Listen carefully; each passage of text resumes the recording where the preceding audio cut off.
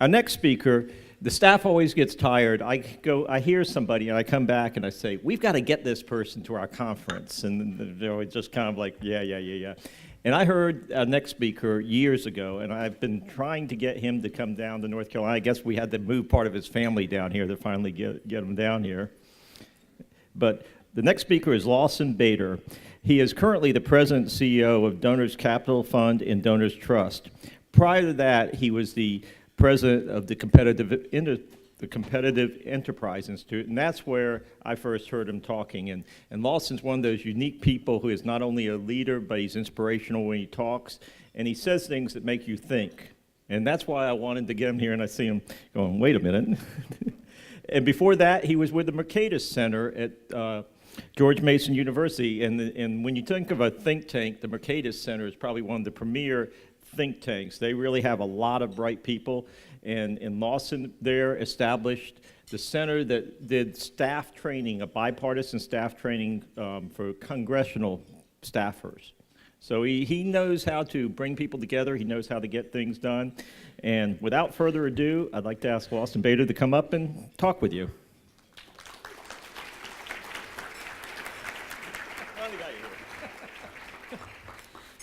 I feel that Mike gave some bona fides for North Carolina, and we've got a member of Congress in North Carolina, so my bona fides for North Carolina was, I was born in Washington, D.C. I know, it hurts, doesn't it? It kind of hurts me too.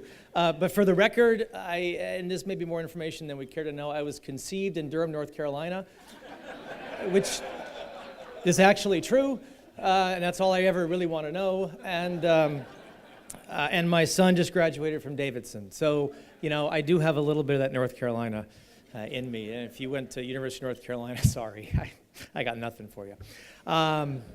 So I want to take actually what Mike said and bring it down to even a more narrow focus, specifically on the issue of privacy, and in particular, the privacy of you as individual citizens to participate philanthropically in this world. Because this is a notion that is under attack, and many may not even realize it. So just as a few examples, a year and a half ago, Senator Sheldon Whitehouse took to the floor of the Senate, and along with 19 of his colleagues, denounced approximately 30 nonprofit research and education groups and sort of outed their financial base. And their crime was simply producing research and policy ideas that differed from Mr. Whitehouse and his colleagues. California and New York are currently demanding that if you are a nonprofit and wish to do business in their states, you need to provide a list of essentially your top donors from the previous 2 or 3 years. Other states, under both Republican and Democratic leadership, are creating government boards that essentially will review and certify if you as a nonprofit can participate in their state. And one of the things is you've got to reveal your donors. You may remember 2014, the CEO of Mozilla, Brendan Eich, had to resign under pressure because he had given $1,000 to support California's Proposition 8, which was the anti-same-sex marriage initiative, but he had given that contribution 6 years before. And then most recently, only about a week and a half ago, GuideStar, one of the largest repositories for information for over the 2 million nonprofits that exist in this country, announced it was going to work with the less than nonpartisan Southern Law Poverty Center to affix warning labels to their nonprofit list of what they deemed as a quote-unquote hate group. And the list continues. At first glance, we might think, look, we've got a political culture that's a bit of a mess at the moment, so this is simply a manifestation of that. And you would be wrong. Because truth be told, since 2010, when the Citizens United case passed the Supreme Court, we have what I call the National Frothing at the Mouth campaign, which has been going on, which is specifically aimed at trying to harass and challenge the conservative and libertarian echo chamber throughout the country. And at its core is trying to essentially go after the funders, big and small, and make that the issue. So, that's the end of the day. Is it really something that we should be concerned about in the big picture? Yeah, we should, for 4 reasons. The first is a practical one. There is no question this is an intentional to reduce the cash flow to organizations like Civitas and many of the others that are here around the country. and by sort of forcing them to divert more resources to dealing with subpoenas and fighting all these proposals at the state and the national level on how do you have to disclose your donors. It's really nothing more than a brilliant, let's take the market out of the marketplace of ideas. And while the conservative groups are focused on that, we actually can pass the regulatory and legislative agenda that progressives care about. It's redirecting from the message to the messenger. But secondly, it's more than just a funding issue. It has a lot to do about confusing the notions of transparency and privacy. You see, in this country, we elect the marks of the world, and we do that with essentially our tax money, and so it actually gives us a right to read their work email, put a camera in City Hall, see their spending habits. But as private citizens, the government does not have the right to put a camera in our homes, read our emails, and see how we spend our money. And the big difference is that transparency is for government, but privacy is for citizenship. It's a very, very important distinction. But the third one, and sort of the bigger picture, is these actions are nothing more than a direct attack on free speech, in particular, political free speech. We may forget that anonymous, private political speech has been an inherent part of the American narrative since what? Since the Federalist Papers were written anonymously. And it's because Mr. Hamilton and Jamilton, that's a new one, Jay and Madison and Hamilton did not want the attention to be on them, hence avoiding the misdirect, but instead to be on the notion of debate.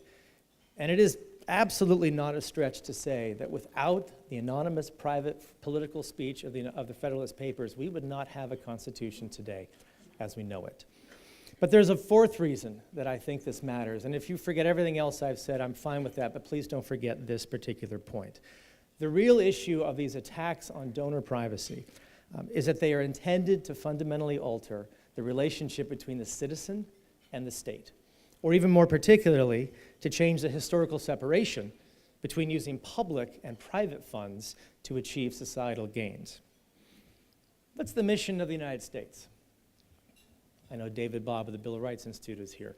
I've got Patrick Henry College represented, right? What's the mission of the United States? You've heard it. You've read it. We hold these truths to be self-evident, that all men are created equal, that they are endowed by the Creator with certain inalienable rights, and among them are life, liberty, and pursuit of happiness. That's the core mission of the United States. So if that's the mission, what's our purpose?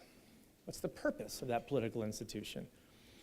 Well, it actually follows in the next sentence, which is what? That to secure these rights, government is instituted among men. The operating word there is what? Secure. The basis for our political institution is not for government to dispense rights.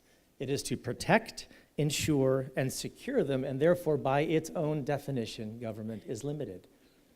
Now, interestingly enough, the Supreme Court was challenged with this notion very early on, and ironically, and I say ironically because the one who challenged it was Thomas Jefferson, who wrote the mission and the statement. And when he was president of the United States, he took issue with Dartmouth College. Dartmouth College was a private college in New Hampshire that had been established by private funds. He wanted to replace all the board of trustees. Why? Because they were Federalists, and Thomas Jefferson was not a Federalist.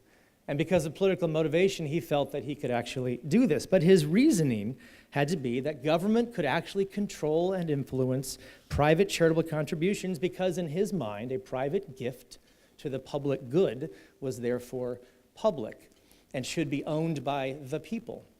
The people in this instance was the legislature of New Hampshire. And this is what his argument was. And of course, it went all the way to the Supreme Court. Daniel Webster actually defended Dartmouth College, who made the counter-argument that, wait a minute, an independent private organization can operate free from government interference even if that government is a democracy. And Chief Justice Marshall and his colleagues agreed. And he made it very clear, saying that a gift to accomplish a public benefit is not a gift to the government. And this has actually, this sort of chipping away has continued over the subsequent years and decades, and even 100 and some odd years later, we shift to the 1950s. And we're in Alabama in the middle of the civil rights movement. And the Alabama Secretary of State tells the NAACP, if you want to conduct business in our state, we need to see who's giving you money. The NAACP didn't think that was a good idea for reasons that we can all understand. And again, up to the court it went, and in a 9-0 decision, the court made it quite clear that this rule would have significant adverse effects on the ability of citizens to express and advocate their beliefs. And this law of free association still stands, though it is currently being challenged by California and New York. And lastly, the Internal Revenue Code, the book we all read as we go to bed every night, right? It gives a very detailed description of what actually constitutes a charity. You've probably never heard it. Good, because I'm going to read it to you. This is the definition in the United States of what a public charity is, as defined by the United States of America. Religious, scientific, educational, testing for public safety, fostering national or international amateur sports competitions, preventing cruelty to children and animals, I'm glad children's listed first, providing relief to the poor, the distressed, the underprivileged, advancing religion, erecting and maintaining public buildings and monuments, you're going to love this, lessening the burdens of government, lessening neighborhood tensions, eliminating prejudice, defending human and civil rights, and combating community deterioration and juvenile delinquency. About the only thing that's missing from that in my mind is advancing literacy about whiskey production and tasting. But that's my personal thing. So the reality is that's a pretty exhausting list, isn't it? We almost asked half the question, what's missing from that? It is an exhaustive description of civil society, and that is exactly what the point is. Because Chief Justice Marshall, in that Dartmouth case, severed the attempt to merge the private and the public, so the government, using its own tax code, reasserts that original purpose that I mentioned, to secure the rights of its citizens, to pursue life, liberty, and happiness, using their private dollars, using their private forces, and when they do this, they address and solve many of those same problems in that list of civil ills that the government wants us to address. Civil society requires a flourishing and an independent philanthropic sector, and that is really what matters. Because when well-meaning Republicans and Democrats at the state level, the national level, begin to sort of attack this donor privacy under the transparency guide, they are forgetting their history. Philanthropy is nothing more than what Stephen Carter calls democracy in action, because all citizens can participate at any level. And any attack on donor privacy or on any private charity trying to address civil society concerns is not only an attack on the historical relationship between the citizen and the state, it is what George Will calls government by condescension. The Declaration of Independence, Supreme Court's decision, the IRS tax code, are ultimately designed to do what?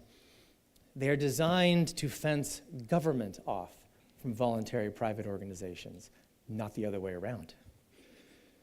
The U.S. is literally the most charitable nation on the planet by a factor of almost 100. Private philanthropy has steered this country since private citizens first financed something called the American Revolution.